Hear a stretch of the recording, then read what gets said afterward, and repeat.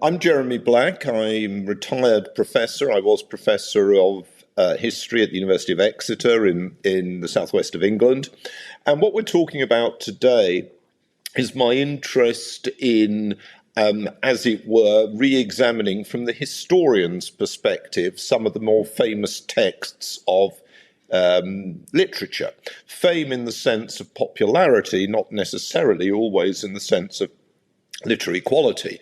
And I started that some years ago with Ian Fleming, and I published two books on Fleming, the author of the James Bond stories. I published The World of James Bond and The Politics of James Bond, and we could always talk about those on a future programme. And then I did England in the Age of Shakespeare, England in the Age of Austen, that's Jane Austen, and England in the Age of Dickens. I then did two which relate to the two most famous detective writers in history. I did The Game Is Afoot, which is published by the American house of Rowman and Littlefield, and that is on Sherlock Holmes, Conan Doyle, his author. And I did The Importance of Being Poirot, which is published by St. Augustine Press. May I say also that all of the books I'm talking about, with the exception of the Dickens one, are published by American presses, and this reflects my view that although the authors were British, Agatha Christie, of course, had American blood, but although the authors were British, the major country whose culture is now framed in terms of the English language is the United States. And in a sense, discussing these writers is important for American readers and listeners as much as, maybe even more than, their less numerous British counterparts. Anyway, writing about Agatha Christie and about Arthur Conan Doyle enabled me to look at the development of the detective novel, enabled me to look at issues of popularity of texts. Agatha Christie, of course, is the most famous and successful author to publish in the English language. Vying, I suppose, in fame terms with Shakespeare, but in terms of also translating to television and film, I think it's fair to say that Christie is more successful now. And also to try and bring forward a theme that I think one can find in all of my books on writers, if you look at them carefully, which is that I'm trying to rewrite or reaffirm what I would call the canon. In other words, there has been, largely because of the politicisation of English literature from the left, an attempt to displace established authors, both in the high literature, so Shakespeare, Austen and Dickens would be classic instances, and also to marginalise those in as it were, the popular low literature, so Fleming, Doyle and Christie would be examples of this, and instead to replace them with supposedly more relevant texts for a modern societies based on different emphases in terms of ethnicity, gender, etc., etc. Now, what I've been trying to do is to say that irrespective of your political views, that this is a banal approach, that it often means that students' attention, readers' attention are devoted to second-rate works just because they're faddish, but also it means that there's a misunderstanding of earlier texts. So, in a way, I would argue that to understand Jane Austen, you have to see her as a profoundly religious writer, which is not surprising. She was the daughter and sister of clergy. She wrote her own prayers. She was a very devout churchwoman. You know, that in a sense, that is the basis of her morality, and that to present her characters as kind of proto-capital R romanticism is to misunderstand her. And I would also argue that if you wish to understand Fleming or Doyle or Christie, you have to very much see them in terms of the morality they're propounding, that in Fleming's novels there is a quite clear Manichaean view of the world between good and evil. and evil is represented by the Soviet Union and subsequently by Spectre. And that if you don't understand that, and if you think there's some kind of equivalence between the two, between evil and the Secret Intelligence Service, you don't understand what Fleming is arguing. That in the case of Christie, there is a very clear emphasis, as with Jane Austen, on a religious worldview, and on the crime as arising through pride, hubris, and selfishness, and that Nemesis ensures that it has to be punished. And that in the case of Doyle, Sherlock Holmes is also the defender of the innocent and the, as it were, punisher of the evil. So that these are moral, that the detective story as classically construed worked on a moral fashion, that in many senses, indeed, it was related to many of the themes of classical literature about the discovery of true intention. I mean, one can argue that Hamlet is essentially a detective story, very much in those terms. And that there is a moral closure which reaffirms values, even if it can leave protagonists damaged or dead. So that was my basis, and I'm going on. I have future works coming out re-examining the writings of Daniel Defoe, separately of Henry Fielding, separately of Tobias Smollett, and separately of the Gothic novel from the Castle of Otranto to Dracula. Now, can I ask, I find it interesting that you said this politicization of the canon, sort of that feels unfair shoving of works into the canon and unfair shoving out in the canon. Now, I feel that happens in the United States as well. What is your perception that it feels more advanced or different in the UK than your perception in the United States of that? Well, I mean, thank you. That's an interesting question. I mean, the United States, of course, is a continent pretending to be a country. It's an amalgam. It's an amalgam of a wide number of cultures. What the dominant culture might be in Minnesota might not be the same as the dominant culture in Mississippi. But I think you're correct that there is, in terms of what you might call, and there are good people in the universities. There are people committed to scholarship, open-minded, willing to see different points of view. But I'm afraid to say that in American universities, as in British universities, there are also many individuals who have made their career by espousing what one can only say is a hatred of the traditions of the culture that they live in, and a determination to assert a highly problematic sense of identity values in order to undercut it. And, as private individuals, I mean, they're fully entitled to do that. But they are obviously using, in many cases, their position in the universities to propound an ideology. And I'm not sure that I'm particularly happy about it or regard it as particularly sensible. And, I'm torn in two different directions here because I suppose one's got to be very careful how one defines oneself because things mean different things in different cultures.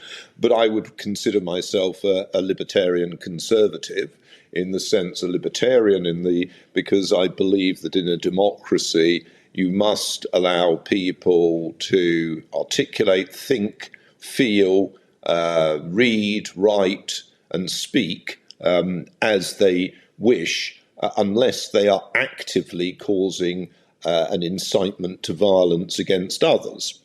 But at the same time, as a conservative, I have a sense of the often fragile nature of society, a sense of continuity, a sense of the need to affirm, reaffirm, and confirm values that hold a community together. So my attitude to universities, and I spent my career in universities, my attitude to universities is I'm all in favour of the freedom of people to express their opinions, but you end up with the sort of absurd situation that existed in the department I was a member of by the end, in 2020, when I retired, which is the University of Exeter, which is a very large department of history. There were 65 members of staff.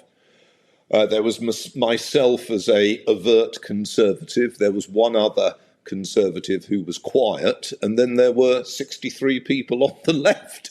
And I think that's taking people's ability to express their opinion to the extent of a form of as it were, sandbagging those of different opinions. And I think that was what was going on.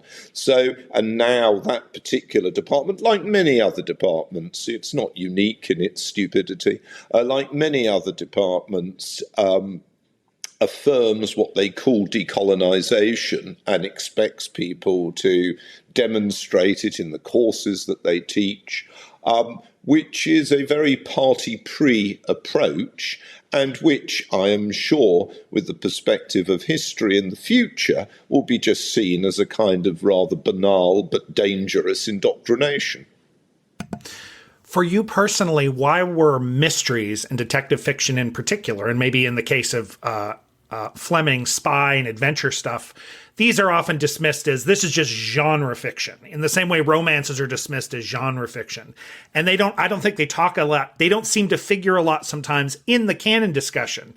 Why was detective fiction and mystery so important to you in trying to reestablish or help people understand the historical impact and influences inside genre fiction? Thank you. That's, again, an interesting question. I've always been concerned with what people read as opposed to what they're supposed to read. So, as you may be aware, detective fiction is extraordinarily popular in Britain. It's popular, of course, in the United States and many other countries, though it varies by country, which itself is interesting.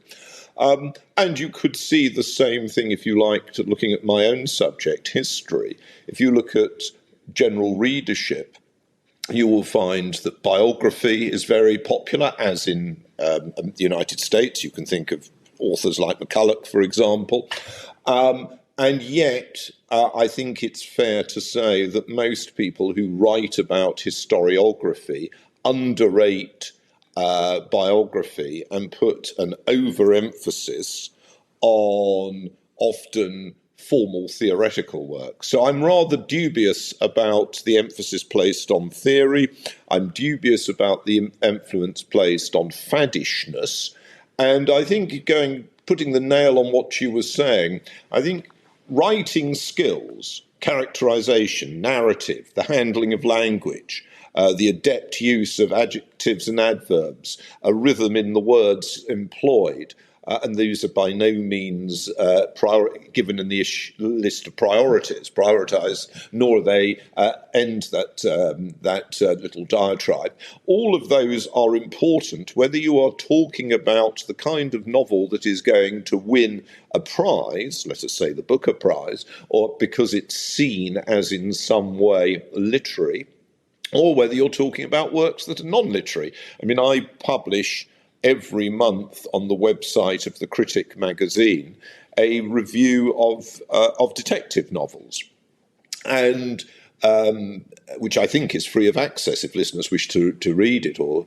And in that, I draw attention to well-written ones and poorly written ones. So I would say that rather than considering genres in competition, one should rather say one is looking for the same kind of skills across all writing. And I would argue the same thing is true if you're looking at history, rather than thinking of, I don't know, military history against ecclesiastical history, against political history, against biography. One should be looking at people that are able to ask intelligent questions, people that understand the ambiguity of evidence, people that are willing to, as it were, advance a case without pretending to the great vanity of being definitive. And that's important, whatever type of history you're addressing, rather than thinking again in terms of genres and their competition.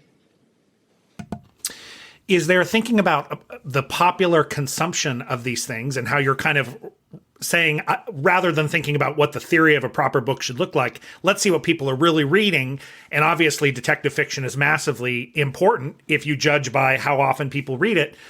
There are far more people now, I would say, who have seen television adaptations or movies of Agatha Christie stories and Arthur Conan Doyle stories, but I can't remember whether it's in the Poirot or the Holmes one where you said you have to read the books. So I want you to make a pitch that it's not enough to watch a Sherlock Holmes movie. You're not going to get what you need from an Agatha Christie adaptation. You need to read the books. Well, I certainly think that. I mean, you're going to get something that's very different from watching it on television or film. It's like the difference between 2 dimensions and 3 dimensions. Something in 2 dimensions can be attractive, and obviously if you're watching it on television, it's an animated 2 dimensions. It's like Mickey Mouse. But, Mickey Mouse is okay. There's nothing wrong with Mickey Mouse, but you can do better.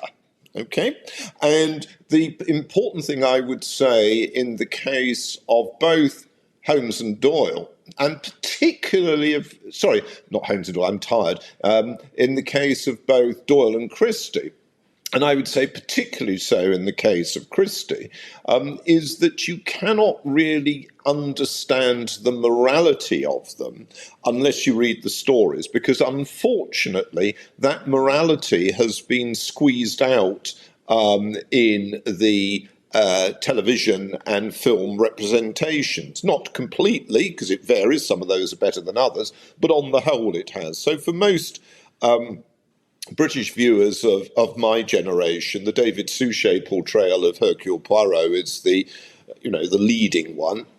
And, Suchet does a good job, but it doesn't capture the nature of Christie's writing. In some cases, there's downright distortion. So the Big Four, in which in the novel it is a real plot that Poirot is trying to thwart, in a sense almost like a kind of rather tubby version of James Bond. In the Hercule Poirot version, of the television, it turns out to be a fantasy. Now, this is a completely different reading of it. And then more recently, since that, we've had a series of television accounts of novels. Then There Were None, for example, or the ABC murders, which are simply totally different to what Christie was trying to offer. So what I would say is there's nothing wrong with putting out a story and saying, this is the ABC murders, a version that draws on Agatha Christie but is not an account of the Agatha Christie's novel. What is wrong is to say, here is the ABC murders, Agatha Christie's story. Well, it isn't. And that, I think, is an important distinction. And I suppose, people might say, well, I'm being too concerned with literalism to the text. Well, yes, I am saying, why not pay attention to the text? The text reflects the complexity. And if you aren't willing to pay attention to the text, don't make judgments about the author based on a television version. This is just an absurdity. And one of the great problems is, and we've seen that there's a major biography come out this year by a rather vapid television star called Lucy Worsley, which is just ridiculous. It is not an informed account, in my view. But obviously, what it does is it builds on the kind of presentation of Christie in terms of style. Well, what I would argue, as I argued in my book, is morality and politics. She is intensely political. In one of the stories, Hastings says that Poirot is no socialist, and I think that's an understatement. And of course, she had a relative who stood as a Conservative member of Parliament, just as, for example, Conan Doyle twice stood as a Liberal Unionist member of Parliament. And, it's an absurdity to think about these people without paying close attention to their political values and connections.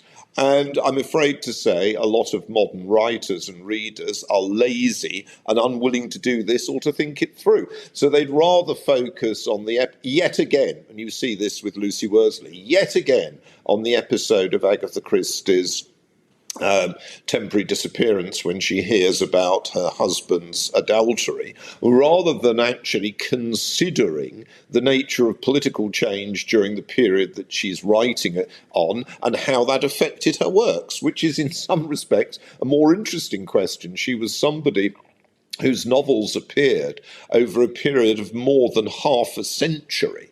That means that she is not a static portrayist of her age. She is responding to a changing age, and that makes her more interesting and more arresting. As far as Doyle is concerned, he went on writing till towards his death, and it tends to be forgotten. He's seen as the quintessential novelist and short storyist of the period running up to World War One, but many of the Sherlock Holmes stories came out in the 1920s, indeed overlapping with Agatha Christie, and some of Agatha Christie's early portrayal of Poirot is a implicit, and all of the readers would have understood, explicit critique of Sherlock Holmes, when Poirot's saying he doesn't have to go to the scene, he isn't going to read some great monograph on the number of types of cigar ash. What he needs to do is to sit and think it through. He is criticising the Sherlock Holmes approach, and indeed he is drawing in many senses on the new psychoanalysis, which is something that Poirot is really interested in.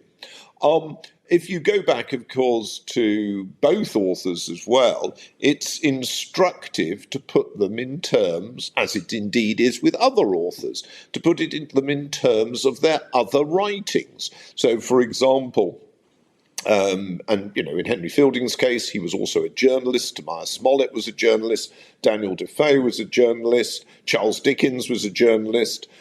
In the case of Arthur Conan Doyle, he wrote very widely.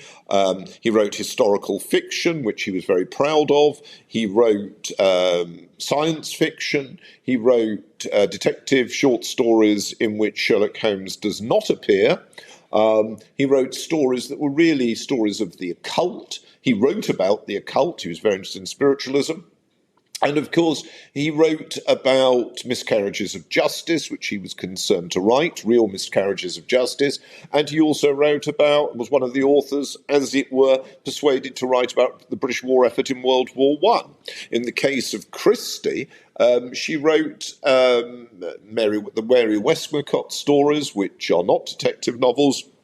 She wrote plays. These are wide-ranging authors, just as Dorothy L. Sayers, for example, very well known as a detective writer, also translated Dante's Divine Comedy, for instance.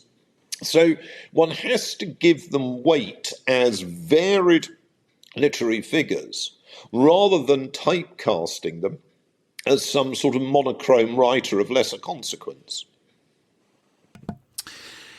Is there a sense in which you as an historian, obviously you find great value in looking backwards? And I wonder, for many people, if you look at the general population, there are people who would be regarded as liberal, more likely to change, more interested, at least they would characterize themselves, interested in the future. And there are people who are interested in what has been and preserving that and finding value in learning about their current life by looking back.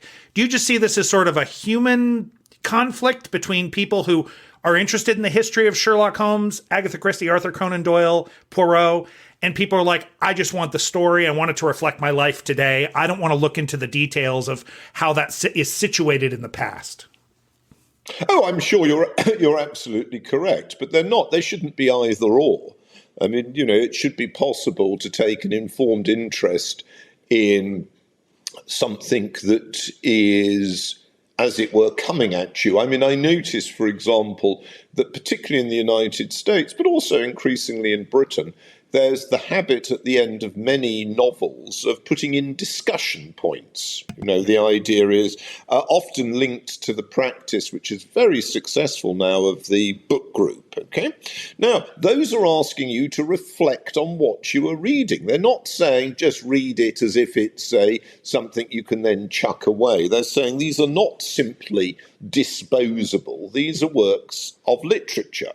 And obviously people they're fully entitled. There's no one way that you have to do something. You know, you can use The Wasteland to wrap up your fish and chips if you like. I mean, you know, you don't have to. But if you want to understand it, you need to think about it. You need to think about the references. You need to think about the author, in that case, obviously, T.S. Eliot. You need to think about, you know, he makes many references to other works, particularly, for example, Shakespeare's play, The Tempest. You need to think about what it meant, what resonance he is trying to strike. If you just regard something as simple, you're essentially saying you want literature to be like most television. And that's fine if that's what you want. That's fine. And, you know, it may be that at the end of the day, that's what you want to do. You know, I've written a number of books, 3 books, on histories of the British press, on different aspects of it. Many people read the newspaper or read the newspaper in order to do the crossword puzzle or for the racing news. You know, that's not necessarily better or worse than reading the editorial comment. It reflects a different value. But obviously, I myself am not particularly interested in writing a history about newspapers as the medium for crossword puzzles. Doesn't mean that they're not important in that term. It's just it doesn't interest me. I'm more interested in literature that has a value, and I'm trying to also, I think, sort of preserve a cultural resonance which may be being lost in the presentism you referred to just now and in the faddism I referred to at the beginning. So I'm absolutely sure that Smollett is going to be written out of the historical record because Smollett married a lady from the West Indies and her family owned slaves. And, you know, that is now regarded quite rightly as a comment on our age as totally unacceptable.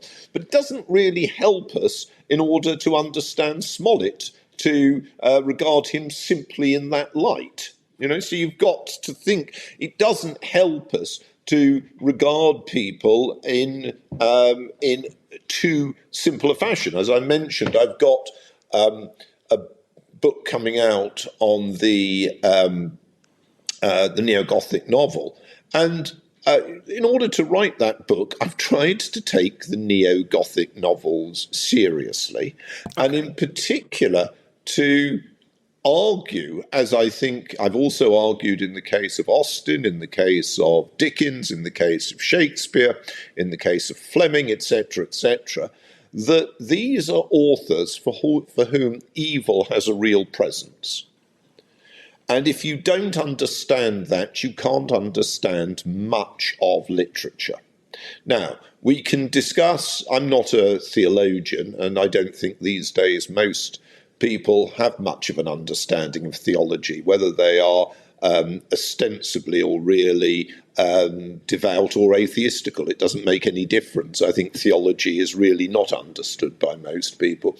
But if you argue that in the past, at any rate, for intelligent people, evil had a real presence, then you have to think about what that tells you about the literature produced within those parameters.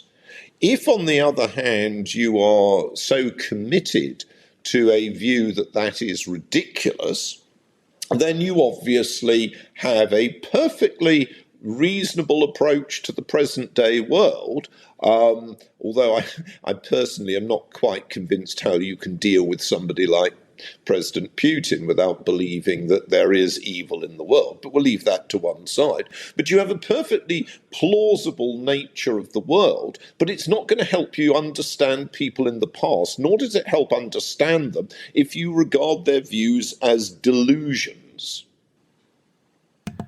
I had two questions to close, and you literally just answered the question because I wanted to ask you. You mentioned values and theology and morality. And so you touched on the fact that especially why these TV and film adaptations want to adjust the theological, moral, philosophical ideas inside a work to match to today. Understandable, but then they lose whatever nuance that the author was trying to capture. But this leaves me, I can ask you the last question, which is, why does detective fiction resonate for you inside? Like whatever little boy is inside that loves these stories so that you continue to read them and study them. What is it about detective fiction that grabs you?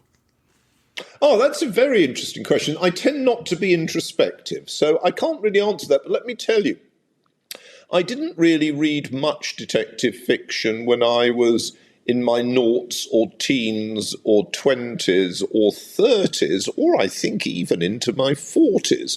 I read essentially history books. What a surprise. I read lots and lots of history books from a very early age. And I read, for example, the novels of Balzac, the novels of Stendhal. I read Shakespeare's plays, I read Dickens, I read a lot of the grand corpus, as well as a more modern or 20th century versions like, say, Evil in War or Aldous Huxley. I think detective novels are something really for the last quarter century for me, which essentially is a long period of time, and more particularly, possibly getting a bit more willing to spend money differently, because a detective, I like to own books and I read quite rapidly. And, to buy the equivalent of a book a day to read as a detective novel last thing at night, I read in the bath, in the tub, as you would say in America, and that's my luxury. Anybody who fancies sending me a present, it could be whiskey, cigars, and bath salts. There you go. And detective novels. Now, I enjoy them. But let's go back to the point you were making, which is much more interesting than me, is talking about morality. It is significant. And I'd say here, the real problem is this.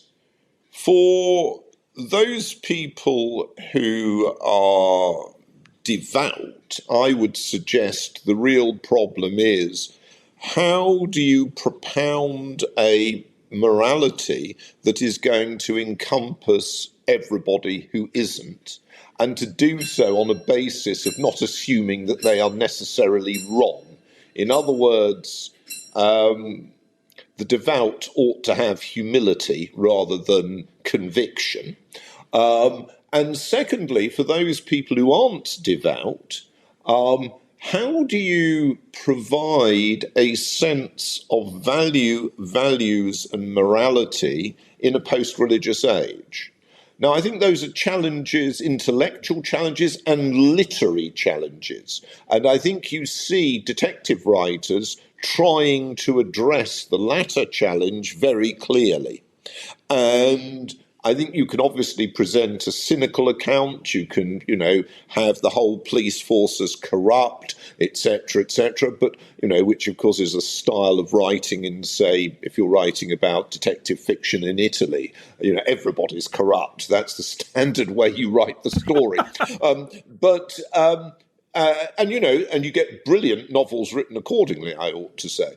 But if you are writing in a situation in which you're trying to argue for, whether you're writing about Italy, Britain, America, France, whatever, you're trying to argue in some form for some form of morality, how do you do it in a post-religious age? Now, to that extent, Christie, who very clearly was suffused in religiosity, as I make clear in my book, you will find many biblical references in her work. Indeed, you also find many Shakespearean references in her work.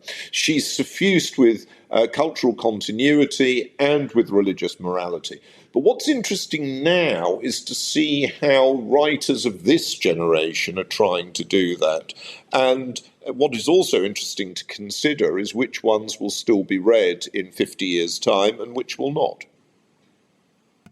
I think my favorite thing about every book I've read of yours so far, and I'll have to finish these two. The first book was, I read 2 books on war, and then I'll have to read these, is you open these questions that really sometimes are not easily or solvable at all, that we will have to wrestle with through our entire lifetime. So I appreciate your doing that. And it does help me understand how you can be so prolific, because these questions are largely unanswerable. Those two you posed for theology are extremely difficult. And for thousands of years, we battled with them. So. Well, you're right. And one last thing on that, I wrote a book which the University of Indiana published on called The Holocaust, Fact and Memory. And one of the things I did look at in that was the theological response to the Holocaust, both by Jewish commentators and by Christian commentators. And that, again, is an interesting aspect of the memorialization of the Holocaust, and one that is worth thinking about.